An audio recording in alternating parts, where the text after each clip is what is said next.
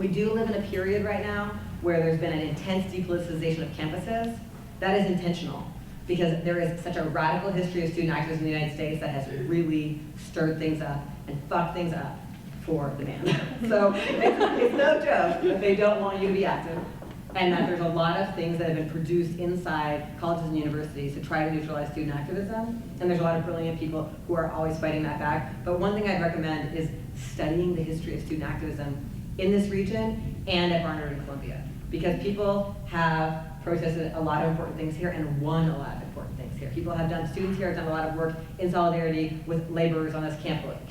People have done a lot of work in solidarity with, against all kinds of injustice in the city, internationally. I mean, there's like really essential, deep histories of that activism here, and the more we understand and learn about those histories, which really are hidden from us, right? And it's very convenient because we're all constantly leaving, so it's really hard to have institutional memory. There's a lot there, right? And sometimes student orgs are good at passing that along, and sometimes it's easy for it to get lost because of the ways we do leadership, et cetera. But figuring that out and talking to alumni about previous experiences of disruption and of winning stuff and of losing stuff, and also figuring out just amongst each other, like what activist skills do people already on this campus have? What have people already figured out about how this campus works?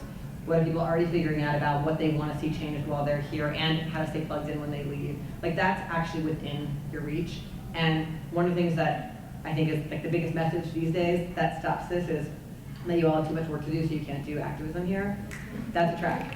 You know what I mean? This is your work, right? Like this institution is a part of your responsibility, right? And we're told to only look inward, only be responsible to a narrow career track. Like this is about making deep connections and taking responsibility for the city we live in, the institutions we're part of, the harm they're doing, especially if we're those who get to be here, right? We have a really big responsibility to ask why that is so, because it's hard for people who aren't in these chairs because they didn't get to come here and make the noise that needs to be made on this issue.